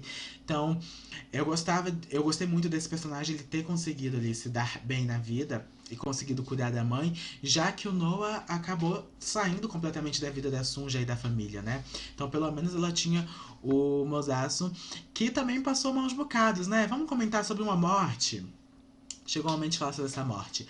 Que eu fiquei assim meio revoltado. Ele se apaixona por uma garota que trabalha no ateliê da mãe do melhor amigo. Eu acho que a menina era a Yumi, né? Eu me perco nos nomes de alguns personagens, porque tem muitos personagens. Ela tinha um sonho de ir para os Estados Unidos. Por quê? Porque ela não se sentia em casa no Japão. Mas ela também não queria ir pra Coreia, porque na Coreia ela sabia que ela não se sentia bem também. Pra ela tinha que ir pros Estados Unidos. Claro que o Mozaço não queria porque ele tinha a vida boa ali. Eles acabam se apaixonando, eles acabam casando. Ela tem alguns abortos, ela já começa a sofrer aí, da gravidez. E ela começa a ter abortos. Ela quer trabalhar, ela quer ser independente, mas o Mozaço consegue convencer ela de que pelo menos nessa gravidez agora, que foi a terceira dela, ela vai ficar quietinha e ter o filho dela. E aí ela vai no obstetra e tudo mais, leva um fecho do próprio obstetra, mas tá, respeita. A mãe vai cuidar, a mãe do a Sunja, né, vai cuidar dela. E aí ela até conversa um pouco sobre a família, porque a família dessa menina é uma família muito disfuncional. Uma coisa que a gente viu muito nesse livro, né, as famílias disfuncionais e como isso acaba afetando as crianças. Porque essa menina, a mãe dela, era prostituta, né? Se eu não me engano. O pai, acho que ela nem sabe quem era. Os irmãos, ela perdeu no meio do caminho. Então ela era muito magoada com tudo. Por isso que ela não tinha apego nenhum àquela terra. Ela queria simplesmente ir embora. Mas se relacionou com Mosaço, teve um filho, nasceu Salomão. Quando o Salomão nasceu, eu achei que ela ia morrer no parto. Então eu tava pronto. Gente, eu juro. Eu tava pronto pra ver ela morrer no parto. E aí eu tava... Pelo amor de Deus, Yumi, não. Fica aqui, fica aqui, fica aqui. Porque eu tava gostando da família, enfim. Fica aqui. Aí ela não morre no parto. O menino nasce saudável. A autora faz questão de falar que ele tem 4 quilos, né? Que é um menino saudável, pesadão, mais ainda do que eles imaginavam. Pra eu virar a página, começar outro capítulo. Gente, foi exatamente isso. Ela nasceu com saúde. A mãe e o filho também. Eu, Vitória. Viro a página, atropelados por um táxi. Do absoluto nada. Só porque eu tava gostando horrores da família, sentindo agora vai ter felicidade. Esse é o momento que eu te processo, viu, dona Adriana? Você não tinha o direito de fazer eu passar por isso. Fazer eu ler um livro que só tinha sofrimento. Então, exatamente, Mayara. Foi o que me pegou, porque eu tava gostando do casal. Eu gostei da construção deles. Porque quando o Mozaço tava lá dando em cima daquela menina que trabalhava lá na loja, eu não gostei muito dela, não. Ai, não achei legal, não queria que ele se relacionasse com ela. Aí agora que ele finalmente tinha se apaixonado por uma outra pessoa, e uma pessoa que eu curti, que eu falei, gente, essa menina aqui vai dar certo. E eles dois, né, começaram aí essa história de amor, tiveram o primeiro filho deles depois de muita dificuldade. Esperei flores, recebi mais uma coroa bem grande. Uma coroa de flores, que a mulher foi com Deus, salvou a vida do filho e tudo mais. Que só se machucou lá, né? Que ninguém nunca mais falou dessa fratura dessa perna. Ainda bem que ele recuperou, então, foi super rápido. Foi só pra dizer que ele se machucou também. Salvou a filha do filho e morreu. Gente, sem condições. Sem condições ali, eu fiquei passado demais. E o menino super novinho. Gente, eu achei muito fofo. É uma cena que eu me emocionei, porque ele ficou cumprimentando todo mundo, né? Com os 3 anos, cumprimentando o pessoal lá no velório. E tem uma cena que ele fala pro Mozaço, você é um bom pai. E tem uma hora que ele fala pra alguém. Ai, a mamãe tá na Califórnia. Ai, gente, eu chorei. Ai, aquela cena da Deolane. Eu chorei. Gente, ali me quebrou demais. É outro legal desse livro, né? Que a gente acompanha as crianças, né? E a gente já viu ele na vida adulta, mas ali naquele momento ele com 3 aninhos. Que esbagaçou aqui dentro. Eu falei, Adriana, me paga! Eu nunca mais sigo indicação dessa garota. Ai, foi um momento fatal. O mais legal é as crianças, porque a gente vê muita doçura, né? E, amiga, se a gente parar pra pensar justamente nas crianças, porque o próprio Mozaço, a gente acompanhou ele criança. O Noah, a gente acompanhou ele criança. E a gente justamente vendo essas crianças inocentes que estavam sendo protegidas pelos pais, crescendo, enfrentando as dificuldades da vida, enfim, passando por mil coisas horrorosas que nem se passavam na cabeça enquanto eles eram jovens. Então a gente consegue acompanhar tudo isso, sabe? De a inocência da criança, como eles realmente estão protegidos de certa forma de coisas ruins que estão acontecendo, mas que depois a vida vem, eles crescem, eles são obrigados a encarar. Ana, meu amor, tudo bom? Vai esquecer, amiga? Ah, também são 500 páginas, é bem capaz. É tanto personagem que eu não tô lembrando o nome aqui pra vocês na live. Então é sem problemas. Ana, depois você vai me ajudar, tá? Eu vou entrar com uma ação contra a Adriana por ter feito eu ler esse livro, tá? A gente vai ganhar, amiga. Os seus honorários vão ser assim gigantescos. Herdeiras do Mar é Criminoso. Tá vindo aí que eu ganhei ele. Alguém dele. Olha, Adriana. Alguém deu ali na minha frente, infelizmente. Sim, claro, o querido Salomão não. É porque o Salomão, o que acontece? O Salomão ele já é da quarta geração, que vai enfrentar muita coisa, mas vamos combinar que o Salomão, ele foi a pessoa que menos sofreu das gerações anteriores, né? Porque ele já tava, por mais que o Japão continuasse o mesmo, com os mesmos preconceitos, ele já conseguiu ter uma vida bem mais tranquila, porque o pai matriculou ele numa escola só de estrangeiros, um diferencial enorme pra ele. Então o pai já previa que era pra ele se envolver em relações internacionais, e já foi letrado em inglês, e por mais que adulto ali na empresa mesmo, ele tenha se deparado com algumas coisas e nas discussões com a própria namorada dele, com a Phoebe, ele tenha percebido que, pô, ele percebeu entre aspas, né? Porque ele não queria acreditar que aquelas coisas mudavam a vida dele, mas que ele tenha tido contato com uma realidade um pouco de caramba, o fato do meu pai ter nascido no Japão, mas ser descendente de coreano, interfere muito na minha vida. Ele ainda assim teve uma vida muito melhor. Porque os próprios pais dele já tiveram uma infância muito mais difícil, desde ali da escola. Pode deixar. Enfim, aí é chegando já na geração do Salomão, que eu queria discutir com vocês um pouco sobre essa questão da nacionalidade, né? Que é o que dita aqui todas as relações. Gente, é muito estranho ler sobre tudo isso, porque a gente vive no Brasil. E no Brasil, né? Claro, existem exceções. Mas basicamente, você nasceu aqui no Brasil, você é brasileiro nato. E acabou. A não ser que seus pais estejam a serviço, a não ser que o pai da criança, né, esteja a serviço do país que veio, né, de origem. Ah, tava aqui no carnaval, a mulher tava grávida e ela pariu aqui no Brasil. Bom, essa criança é brasileira nata. Então, quando você pega num contexto que eles estão há 4 gerações de um monte de gente que já nasceu no Japão e não são japoneses, porque lá o que domina é o sanguíneos, né? A questão do sangue. Ai, é muito estranho! É muito estranho! É muito estranho. Porque eu fiquei pensando, meu Deus do céu, gente, por que eles estão sofrendo tanto preconceito se eles já nasceram no Japão?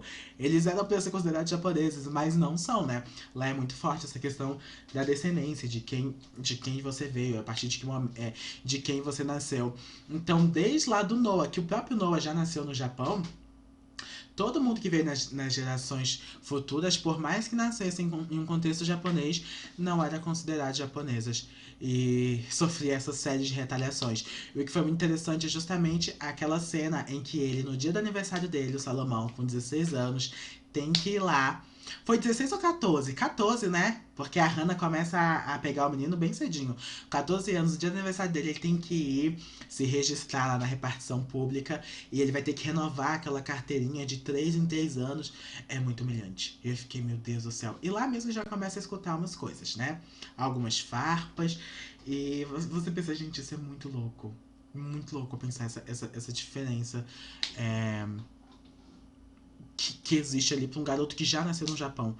E o pai dele já tinha nascido também. Então não era nem só ele que nasceu no Japão, o próprio pai dele. Esse menino nunca tinha nem visto a Coreia, né? Mas era considerado coreano. Pois é, amiga, nem comentei sobre ele, né? O melhor amigo. O melhor amigo do Mosaço, lá no início, quando ele ainda é criança e ele apanha e já falam sobre o jeito dele, alguém chama ele de maricas, né? Eu falei, ih, é gay. Aí ele cresce, ele casa, ele tem aquele casamento de fachada, mas fica bem claro que ele tem umas aventuras no off. Gente, agora, a cena da esposa dele, eu fiquei um pouco chocado. E é isso que, assim, eu gostei do livro, não vou tirar a nota dele, mas o que a Mayara falou realmente, algumas coisas ficam de lado. Eu queria que desenvolvesse mais esses dois. Eu sei que eram personagens secundários, mas a mulher foi lá, viu o marido dela fazendo sexo com outra pessoa e ficou por isso mesmo, não falando mais nada, acabou. Ela própria quase tendo a experiência lésbica dela também, que aquele mato era movimentado, hein, gente? Vamos, vamos combinar? Aquele mato era mais movimentado que a Rua Augusta. Tinha todo mundo lá. E ficou lá, ficou por isso mesmo. Eu fiquei, gente, que isso? Eu queria saber se ela ia conversar com o marido dela sobre, se a própria ia se descobrir também, né? Então, ficou assim meio que por isso mesmo. Não gostei nesse sentido dessa parte por isso. Mas interessante, né? Que ele e o Mosasco continuaram amigos por muito tempo. E tem uma cena já deles adultos, o Salomão já tinha até nascido, em que o Salomão vira pro amigo e fala: é que você tem um fracos por coreanos, né? É justamente numa cena muito triste. Que quem lê os agradecimentos sabem que essa cena tá inserida aqui no livro e foi um conto da autora. Eu acho que acabou até inspirando ela a escrever o romance. É que é a cena do garoto que se joga. Né? Esse livro tem muito suicídio, né, gente? Espero que a Twitch não derrube minha live depois de falar essa palavra. Depois daquele menino que se joga do prédio por conta das coisas horrorosas que estavam escritas no anuário dele. O policial fica super comovido com aquilo. E os pais, vocês não vão poder fazer nada, vocês não vão prender. E realmente não prendem, porque, tipo, foi uma escolha do menino. Hoje em dia, ainda bem que as coisas não são exatamente assim, tá, gente? Incitação ao suicídio é crime, tá? Ainda vai pro tribunal do júri. Eles o menino se mata, e os pais, vocês não vão fazer nada, vocês não vão investigar, e ele, tipo, não tem muito o que fazer. Mas ele volta muito abalado e vai conversar com um amigo dele sobre isso e descobre que o amigo também sofreu muito disso, né? Que o Mosaço também tinha sofrido nas mesmas proporções, escutado e lido as mesmas palavras. E aí que o Mosaço solta pra ele, quando vê o amigo muito sentido por tudo que aconteceu: você tem um fraco por coreanos, né? Confesso que eu escrevi uma fanfic na minha cabeça, entre Mosaço e o policial. Eu gostei dela ter colocado japonês com presença forte e positiva no livro também. Justamente, mas os próprios personagens pensam muito sobre isso, né? O Salomão, no final, ele tem. A Phoebe, ela é bem militante também, né? Parece até a Kiko, do Noah. Só que a Phoebe tem um pouco. Ainda. É um pouco. Não é só uma questão de ego, né? Ela tem as razões dela. Ela já nasceu nos Estados Unidos e é ela que não compreende. Ai, eu queria tanto achar essa parte. Ela fala sobre essa questão, gente. Meu Deus, 4 gerações.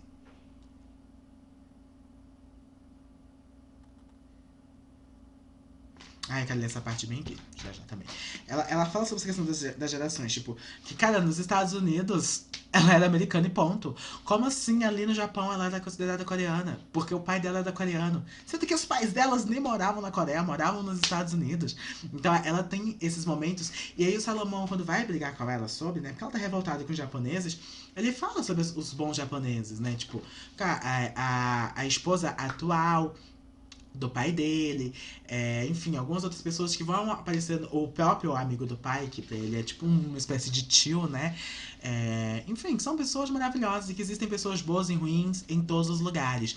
Mas devido a todas as circunstâncias que eles vivem ali e as questões da própria. As consequências da guerra, fica todo aquele sentimento ruim e fica um ressentimento, né, gente, da parte dos coreanos em relação aos japoneses. E os japoneses teve todo o contexto histórico também de acreditarem que são superiores de alguma forma aos coreanos. Tem essa visão completamente né, pelo menos aqui no livro, uma visão muito deturpada e estereotipada sobre os coreanos, e ninguém consegue enxergar a humanidade do outro para além da nacionalidade, né? Por isso deu 4 estrelas. Mas enfim, essa parte final foi marcada por essas questões. Sobre de falta de desenvolvimento. Tanto na questão do casal, né? Eu acho que a própria Phoebe, assim, ela apareceu muito no final já. A parte do Salomão não foi tão desenvolvida, né? A gente acompanhou a adolescência dele, mas foi muito rápido. Adolescência, adulto, vou cuidar do salão de pachinko junto com meu pai. Fim do livro. Então, eu acho que ficou por mais que sejam 500 páginas, essa parte 3 ficou assim, gente, esses personagens desenvolvam mais, né? E algumas coisas pareciam meio aleatórias, que eu acho que é a própria história da mulher do Mosaço, né? Quando ela aparece, a mãe da Hannah, ela aparece e ela foi uma mulher separada, não cuidou direito dos filhos. Ficou um tempo muito grande ali sobre essa temática, né? Sobre a relação dessa mulher com os filhos, principalmente com a Hannah. Que quando apareceu, é insuportável. Eu achava ela insuportável, não queria que o Salomão ficasse perto dela, achava que era uma má influência. Enfim, me revoltei com essa menina em muitos momentos. Mas no final eu fiquei bem comparecido com ela, né? Porque ela pegou uma DST, acabou. Já pensei que ela ia pular pra 2023, exato. Ela pegou uma DST, acaba morrendo. Ali no final eu fiquei compadecido por ela, porque De fato, a vida dela ali, os pais separados, a mãe foi embora, ela cresceu com muita revolta, né? E a adolescência é uma fase difícil. A gente sabe que, de fato, a adolescência é uma fase difícil. E ela ficou muito naquele mood adolescente revoltada. E no início eu não compreendia. Falava, pô, mas sua mãe quer cuidar de você. Né? Ela passou por um aborto. Gente, ela passou por um aborto. Com menos de 17 anos. Então, passou por um aborto e tudo mais. Eu queria que ela ficasse ali com a mãe, mas ela não queria.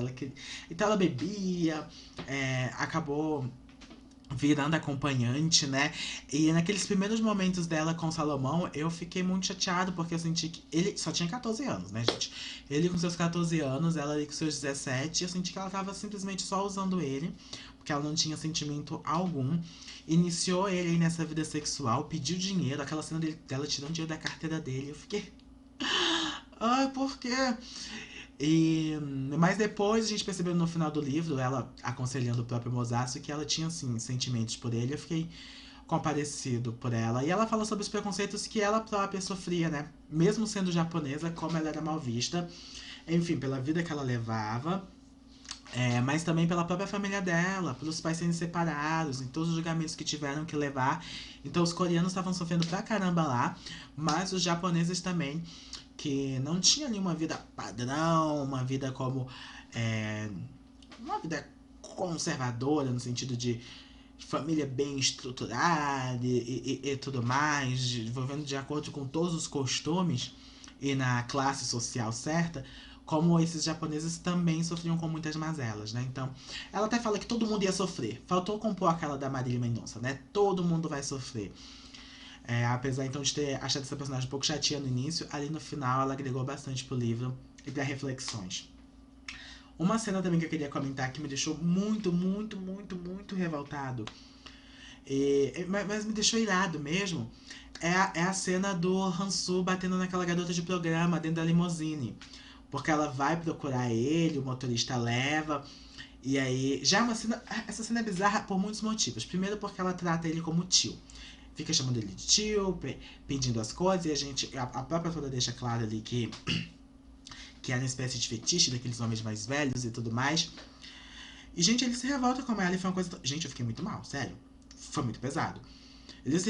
Ela pede um negócio pra ele, ele se revolta tanto, ele acaba com ela. E a autora deixa claro que a vida dela foi desgraçada por ele, ou seja, mais uma pessoa que teve a vida desgraçada pelo Hansum. Porque ela ficou toda desfigurada, não teve dinheiro nem para pagar todos os custos da cirurgia, não servia mais para ser a garota de programa que ela era na casa que ela era, né, lá no bordel que ela fazia parte, e ela teve que trabalhar com outra coisa, acho que nas casas de banho, ou seja, a vida dela acabou por conta do Hansum. Então foi muito, muito pesado, mas ao mesmo tempo o livro deixa muito claro que muitas mulheres tiveram que apelar à prostituição naquela época, algumas de forma forçada, né? Aquelas meninas que trabalhavam lá no início, na pensão mesmo, tinha-se uma ideia de que elas tinham sido levadas para a China, se eu não me engano, e que lá provavelmente elas estavam sendo forçadas a trabalhar como para a China ou para o norte da Coreia, não lembro ao certo. Mas elas saíram da parte sul da Coreia. E que provavelmente elas estavam sendo forçadas a prestar esse tipo de serviço. E aqui, conhecendo uma personagem aleatória que apareceu rapidamente, me fez sofrer demais por ela pensar, cara, ela tá inserida nessa vida, fala isso aqui que o homem não gosta, porque ele chama ela de tonta, né? Acha que ela é burra, que ela é idiota, ele não gosta de mulheres idiotas. E ela apanha pra caramba, fica toda desfigurada. Foi muito pesado. O que me fez ter mais ódio ainda pra esse homem. E aí quando fala que ele, tá com câncer, eu falei, querem a minha empatia? Não vou ter empatia por Hansum. Né? Não vou ter, porque a gente agora vai falar do ato de algo bem relevante no livro, né? Pra finalizar aqui o final da discussão. Se tiver alguma cena que vocês querem comentar sobre, tecer comentários, podem falar, tá, gente? Mas vamos falar sobre o Noah. Cara, a morte do Noah me pegou muito, porque eu não imaginava que ele ia fazer aquilo. Eu imaginava que ele não ia atrás da mãe, que ele poderia se mudar com a família dele, mas que ele ia tirar a própria vida. Gente, eu jamais imaginei, foi muito pesado. Foi muito pesado. A partir do momento que ela se despede do filho, a Suja se despede. E aí, lá no livro tem um parágrafo mencionando que ele voltou e tirou a própria vida. Foi um baque assim, muito grande. Aí me veio toda a imagem da vida do próprio Noah. E me veio um pesar pensando na própria Sunja, porque é claro que ela ia se culpar mais uma vez. Então eu fiquei assim, gente, sem reação. Fiquei sem reação mesmo. A morte dele primeiro não tava esperando. Se tinha uma morte que eu não tava esperando era dele e não daquela maneira. Eu já tava tão feliz com os filhinhos dele, com as gêmeas, com aquela criança, aquela cena super fofa do menino assistindo a apresentação e perguntando o que é maldição, fazendo milhares de perguntas. E o pai chamando a atenção dele e tudo. E aí me vem uma cena emocionante. Ele reencontra a mãe. Eu achei que ele fosse ser muito grosso com ela e tudo mais. E por mais que eles tivessem tido uma conversa um pouco dura em determinado momento, ele até que foi receptivo com a mãe. Então eu imaginei que ali seria uma troca, uma mudança na vida, ele ia voltar para a vida da família. Não foi o que aconteceu. Foi muito duro, não sei se gosto. Não, não que as coisas na vida tenham que ter um sentido. Se a gente fosse se perguntar sobre todo mundo que morreu e sofreu aqui, em sentido a gente não vai encontrar, né, gente? Porque, enfim, qual o sentido de acontecer uma guerra? Qual o sentido da vida de milhares de pessoas ser prejudicada por alguém? Não tem um sentido, né? Mas foi algo que ficou bem. Ai, foi bem pesado, gente. Foi assim. Não superei, sabe? E aí eu fiquei com pesar. A partir do momento que ele se mata, eu fiquei com pesar muito grande. Até a gente chegar ali no fim do livro. Já vou pra cena final, acho que eu já comentei sobre tudo. Que é da Sunja no cemitério. Que por mais que eles não tivessem esse costume de conversar com os mortos, ela ia até lá, se sentia bem. Interessante ela falar que se sentia mais conectada com o Isaac agora que ele já estava morto, né? E ela ali conversando com o marido e carregando o pesar de tudo que aconteceu durante todas as gerações, de tudo que ela teve que testemunhar, sendo mãe, avó, bisavó. E aí chega aquele moço que trabalha no cemitério e fala sobre o filho dela, de que ele visitava todos os anos, que ele estranhou que na última década o homem não apareceu. E aí ela fala que o filho dela morreu e é quando ela enterra lá o colarzinho que tem a foto dele.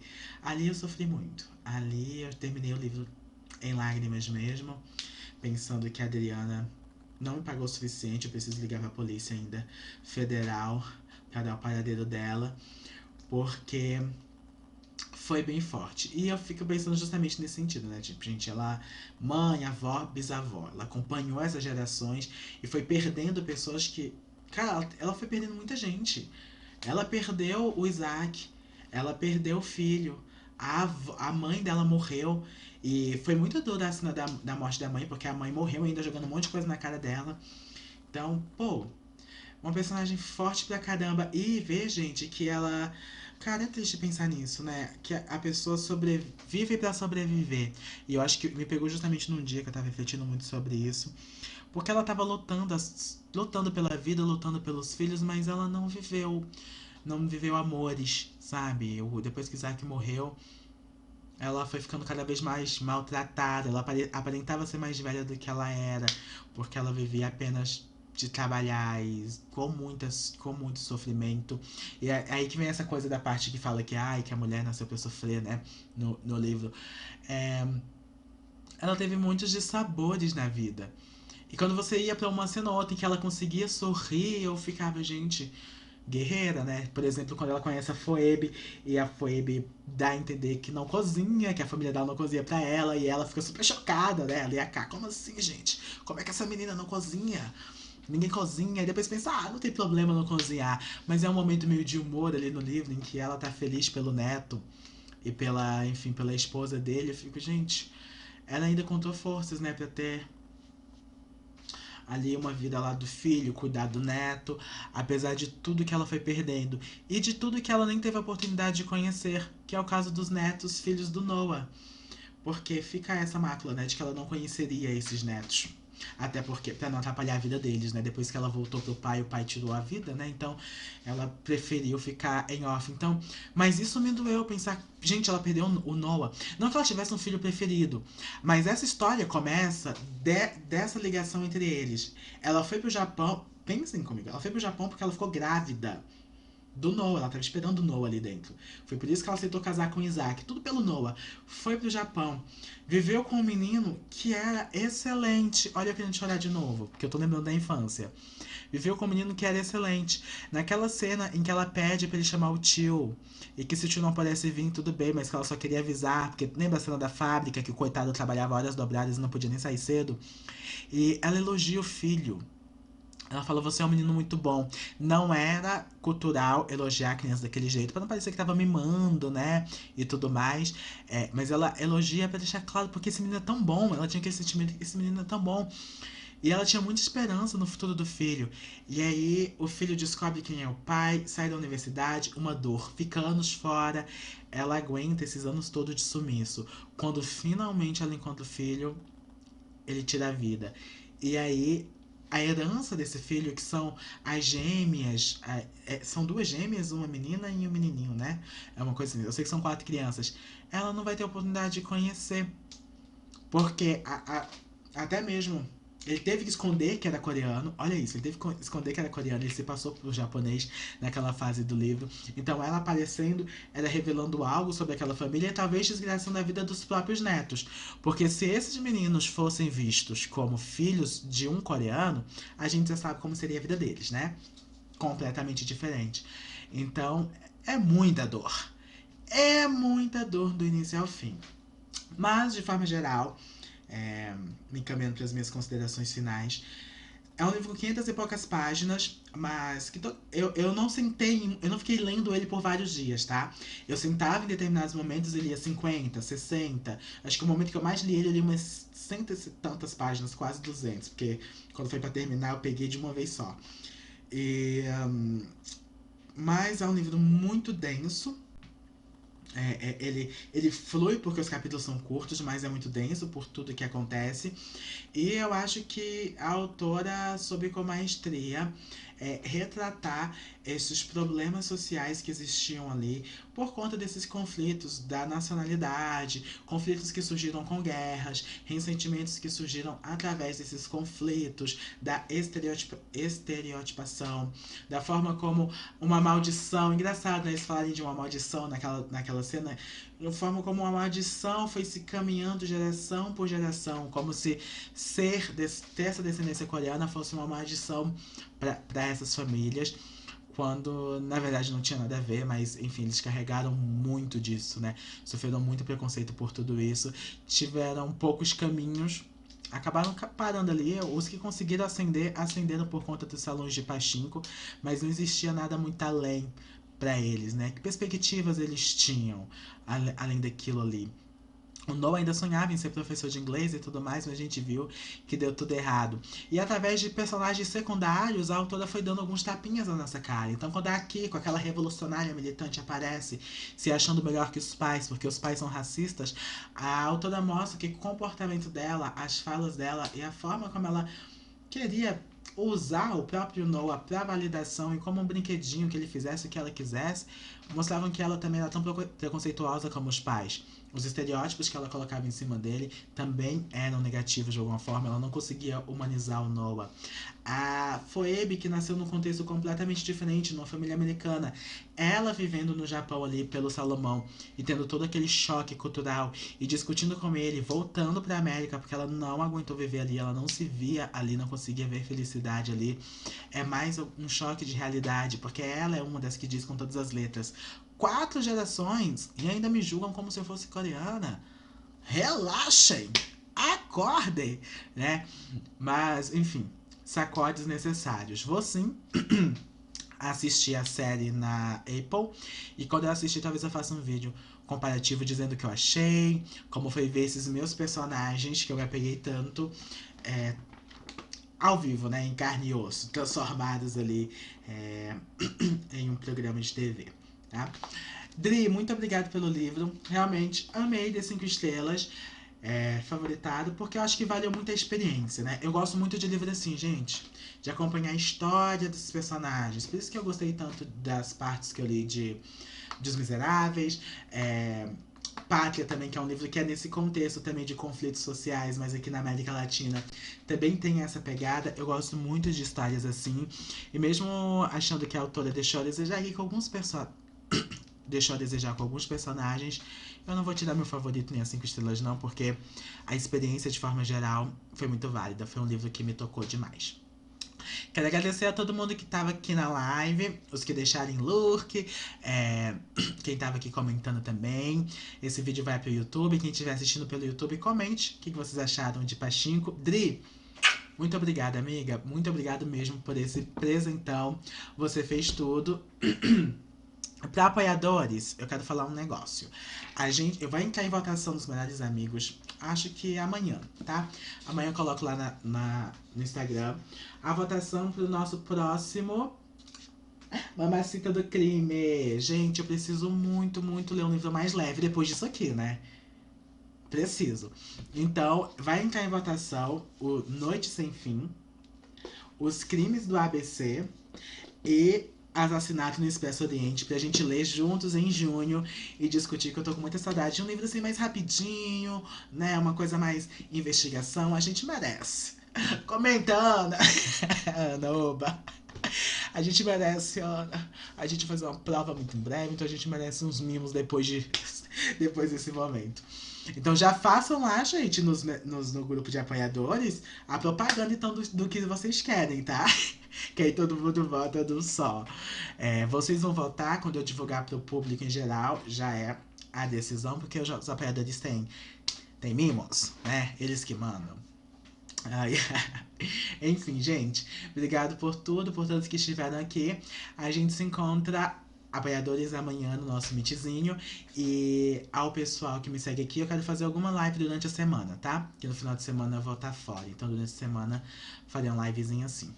Te amo, Mayara. Beijos a todo mundo. XXO. Gasp John. Coração coreano pra Sunja, porque ela merece. Amei ler o livro, amei a companhia de vocês, viu, meninas? Beijos. Paula, Ana, Mayara, Dri, todo mundo. E Luke, tava em Lurk. Eu não sei falar a gravação. Achei. Beijo.